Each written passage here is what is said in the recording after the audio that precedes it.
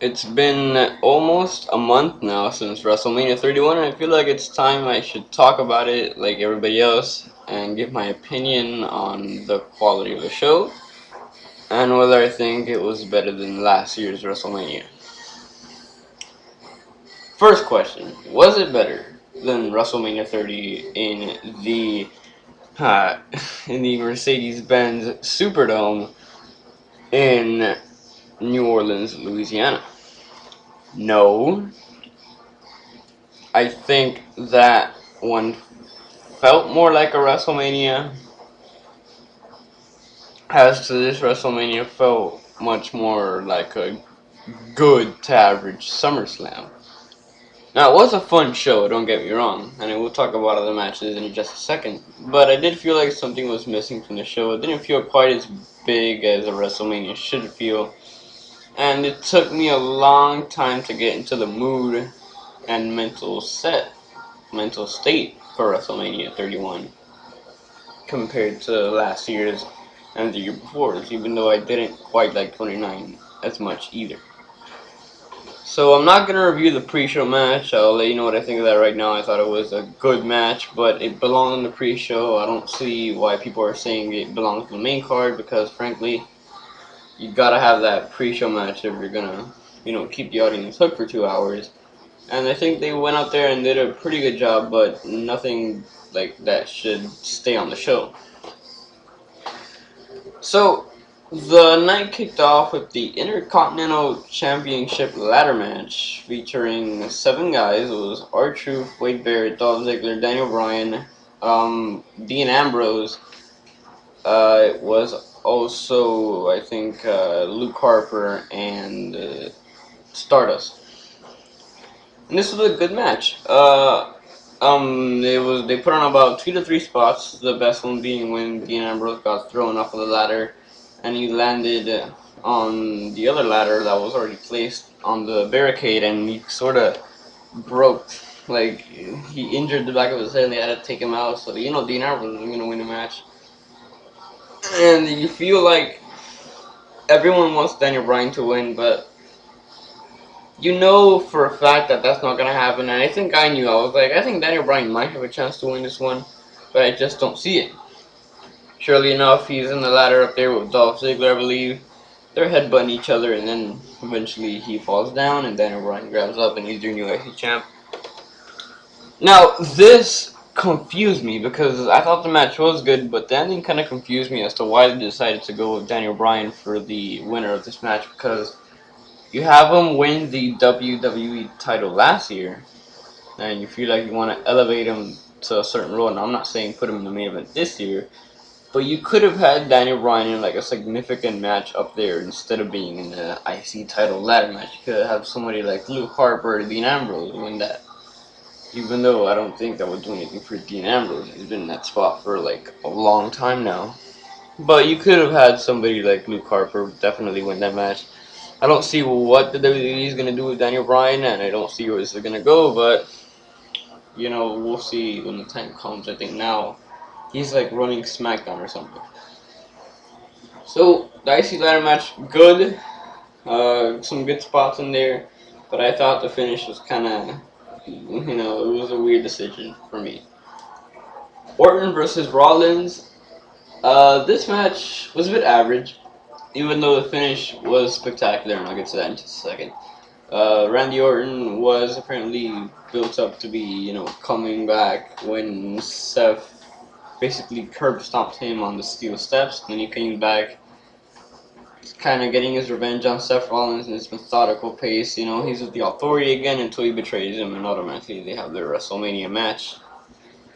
I was looking forward to this one because it's kind of cool seeing Randy Orton, one of the top stars in years face Seth Rollins. I thought that was kind of cool. It reminded me of sort of like this Chris Jericho and Shawn Michaels kind of vibe. Sadly, it wasn't that, but it was still okay up to the ending where I thought it kind of kicked off. It just sort of ended, and I could see why people like this match, but I think they're too over. I think the finish kind of overshadowed everything else.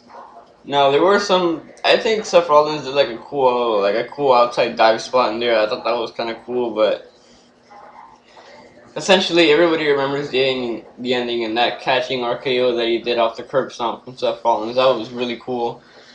And Orton went over here, just as once again Shawn Michaels went over at 19, but Rollins did something later on that kind of overshadowed that. I think that was really clever by the WWE, not only fitting in the main event, but also having Orton look strong here, while also making Rollins look strong later on. It's Triple H versus Sting. This match confused me, not because of the match itself, because it was great. It confused me because of two things. One, the ending of the match, and why was it placed third on the WrestleMania card? I mean, you could have had it. You could have easily had Cena versus Rusev or Bellas and Paige, like Bellas and Paige and AJ go over this match and have it go after. Or maybe you have that pre-main event match and then have Wyatt Taker go before it. But for some reason they decided to put it third. Why, I won't know, and I will never know. So, but this match was really, really good. Not so much for wrestling, but I think they told a good story, and that whole NWO DX thing confrontation was really awesome. With Hulk Hogan, Razor Ramon, and friggin' this fucking music coming out here. Hulk Hogan, Razor Ramon, and oh shit, Kevin Nash. There we go. Damn, I keep forgetting. Okay, Hulk Hogan, Razor Ramon, Kevin Nash came out here. The NWO. Then all of a sudden, DX comes out here. You have the New Age Outlaws and X-Pac come out, and then Shawn Michaels super kicks Triple H, and Shawn Michaels super kicks Sting. I'm sorry. While he's in the Scorpion Deathlock, I thought that was really cool, and it was a no DQ match. I don't think that was the original stipulation, but I feel like they just kind of added that so they can have the whole NWO DX thing. But it doesn't really bother me because it was still a really cool moment when Triple H confronted this thing with the sledgehammer, and essentially he broke it with the bat. I thought that was kind of cool.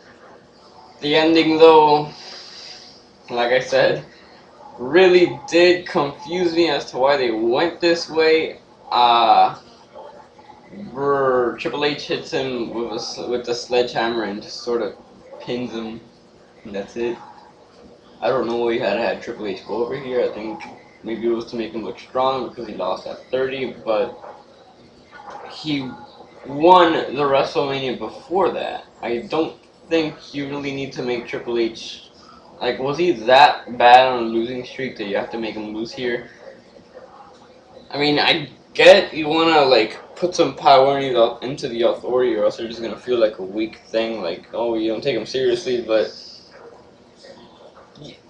at this point, if you didn't have Sting go over, then what's the point of Triple H winning? That just makes Sting look bad. And if you are gonna have him face probably somebody like Undertaker that's here, to have him lose again, I don't know.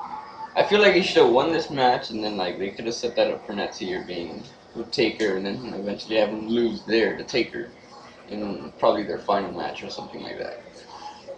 But yeah, this match was really good. I would say it was a great match, because it was, and this might be the match of the night to some people, and I honestly couldn't agree. I couldn't, make an argument against that. But the following match, the Divas match, between the Bellas, Paige, and AJ, was sadly not as good. Probably the worst match of the night, if I could say so. It wasn't that good. It was just your typical, methodically boring Divas match that you've all come to love or hate, whatever.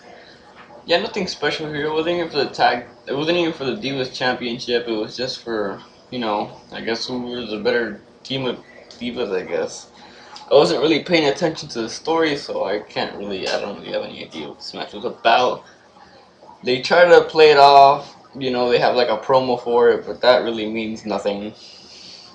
So yeah, I'm not gonna talk about this match too much. Just skip it if you have a chance. There's nothing important, nothing you're really missing here, except for that one part where Brie threw Paige, or I think it was Paige to Brie against the steel steps.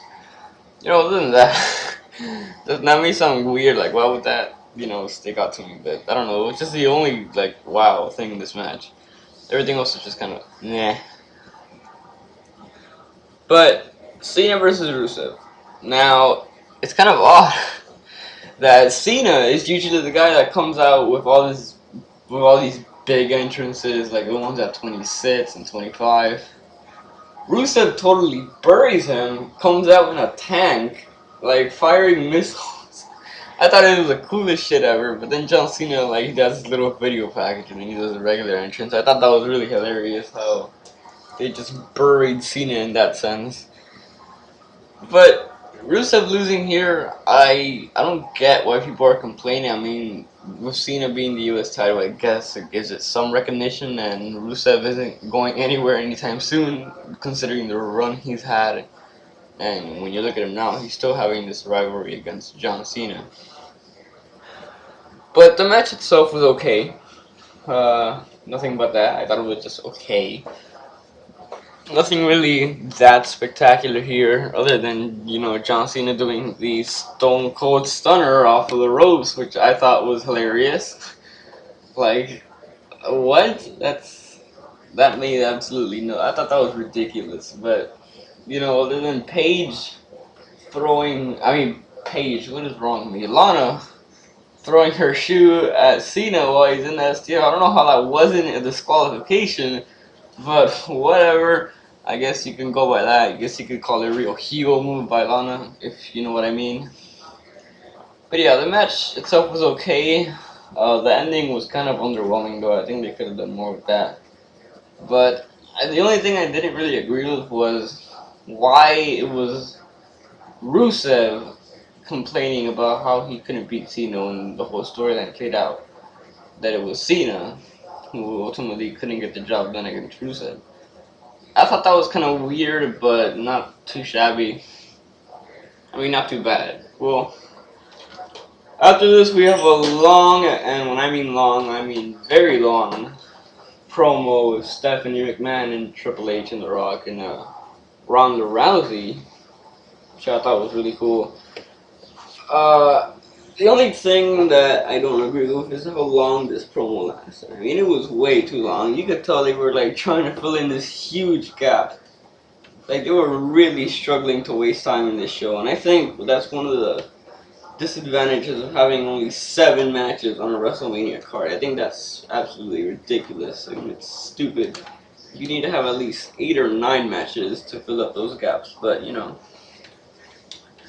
I think Extreme Rules had 7 matches actually, and that's really bad. So, yeah, I'm hoping next year they have like at least 8 or 9 matches. But the promo was kind of cool. It was nice to see Ronda Rousey on the show, and maybe that sets up for something in the future. But I don't know. Maybe it also sets up for The Rock and Triple H to come out. And I find it funny how Stephanie McMahon is going on and on about this new attendance record when the stadium wasn't even open for like at least a year. Why are you so showing off about your brand new attendance record when like it's not even a year old stadium? I mean, come on. So Wyatt versus Taker, another okay match. Yeah, I wasn't really buying into this match because the story wasn't there with Taker not even showing up once, I think. I know it was supposed to be like a big thing when Taker showed up like a WrestleMania 20 thing, but I think it worked better there because he had chemistry with him and Kane, and then here we don't, because he's never confronted Bray Wyatt before. The match was really slow and awkward, and yeah, you can see kind of Taker's age, but frankly, it's all good because Taker wins in the end, no big deal. Now, we get to the main event, and at this point I'm like, oh boy, because I was not looking forward to this match. Like, not one bit. I was starting to kind of get into it, on the day of the show and everything, but I was just like, oh man, here we go. So, I'm really surprised to say that this had to be at least the second match of the night because this was really good. I like how they played it off of how Roman, he sort of wasn't ready for that, and he kept, but it didn't make him look weak either, because Brock Lesnar was hitting him with the countless German suplexes, and yeah, suplex city bitch, or that's like a big thing now apparently. Suplex City. I think Paul Heyman, his channel, he has like a song dedicated to that. It's hilarious. Check it out. But yeah, this match made both Roman Reigns and Brock Lesnar look strong. And I think right when Brock Lesnar was dominating Reigns, just threw him against the ring post and he just started like gushing blood. It was crazy. Roman Reigns hit him with like 3 Superman punches, like 2 spears, or Lesnar wouldn't stay down. He was about to hit him with the final Superman punch. Lesnar caught him for the F5, and then boom! Seth Rollins comes out, and oh my god, this is the coolest shit ever. I was like so happy when Seth Rollins came out. He eventually goes to hit Lesnar for the curb stomp. Lesnar grabs him, Roman Reigns spears him, and Seth Rollins hits Roman Reigns with the curb stomp, making Lesnar look strong because he didn't lose that match, and making ultimately a new star in Seth Rollins.